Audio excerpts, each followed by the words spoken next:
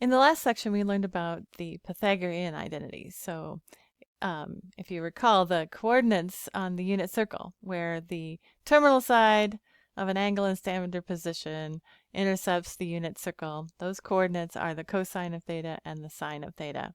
And by using this triangle, we can use the Pythagorean theorem to write x squared plus y squared equals 1.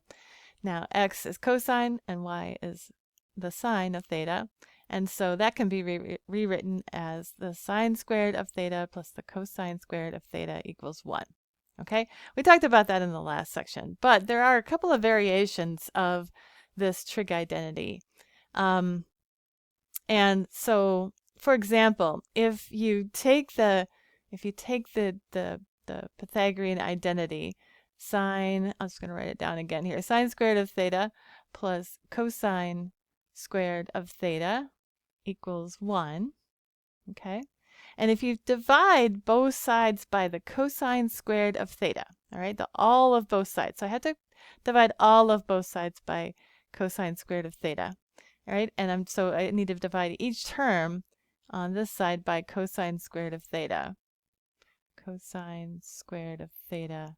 And this I'm going to divide by cosine squared of theta. So I'm just dividing both sides by the cosine squared of theta. Then you can see the sine squared of theta over the cosine squared of theta is basically the sine of theta over cosine theta squared, which becomes tangent squared of theta. Okay?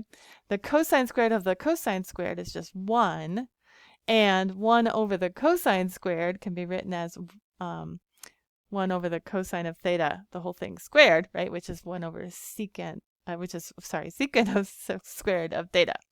Okay, so that's also a Pythagorean identity. It's just a variation of the one we learned in the last section. So now similarly, we can, again, I'm going to write down the Pythagorean identity, cosine squared of theta equals 1. And now if instead I'm going to divide both sides by the sine squared of theta, right? I've got to divide all of both sides. So I'm going to divide each of these terms by sine squared of theta, right? Sine, let me back that up a little, sine squared of theta. So I'm dividing both sides by sine squared of theta. Okay, so then you can see that, okay, the sine squared of theta over the sine squared of theta is 1. The cosine squared of theta over the sine squared of theta can be written as the cotangent squared of theta. And 1 over the sine squared of theta is the cosecant squared of theta. So there we have another version of the Pythagorean identity written in terms of cotangent and cosecant. Okay. Now I feel like those two variations, the one involving tangent and secant, or the cotangent and cosecant, I feel like those are easy enough to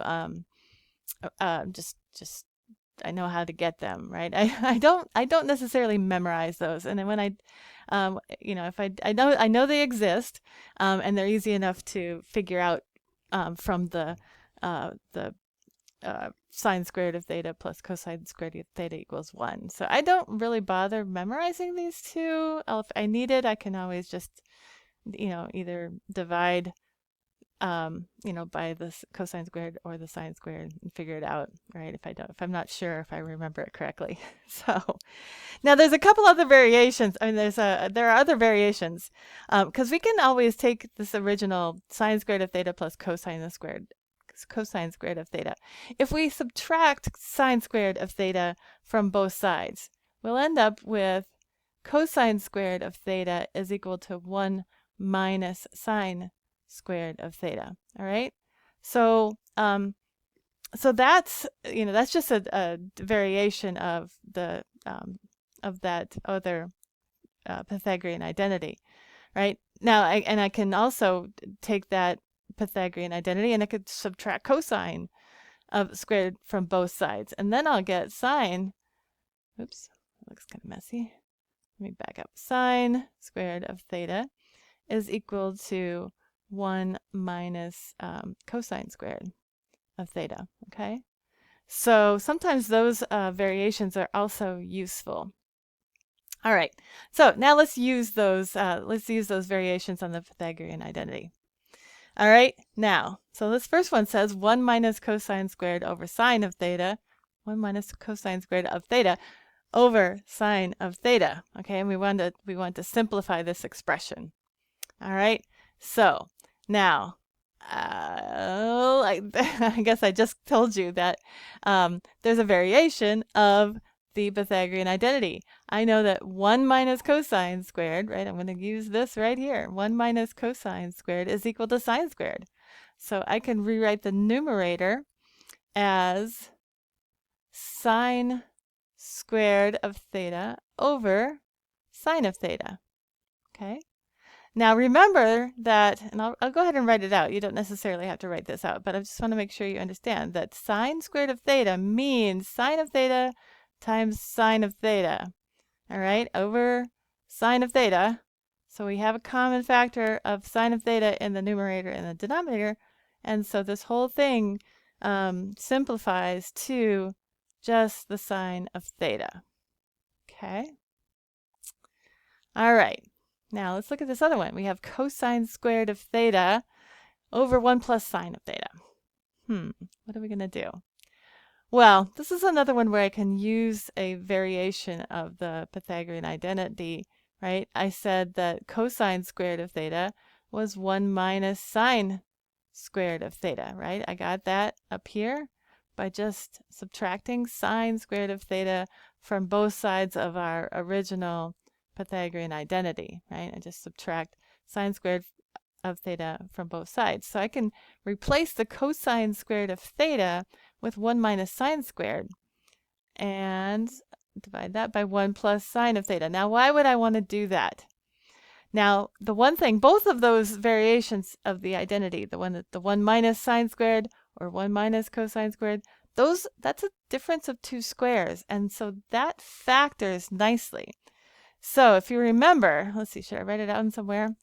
I'll write it down here. Remember that if you have a squared minus b squared, that factors into a plus b times a minus b, okay? So a difference of two squares factors nicely. And so if I do that, let me write it over here. I think it might need some more room. I can factor this into 1 plus sine of theta. Okay, I'm going to put parentheses around it, times 1 minus sine of theta. And all of that is divided by 1 plus sine of theta. Okay, so notice in the numerator we have a factor of 1 plus sine of theta, and we can cancel that with the 1 plus sine of theta in the denominator. So what are we left with? We're just left with 1 minus sine of theta. There we go. So we're done. All right, I will meet you in the next video.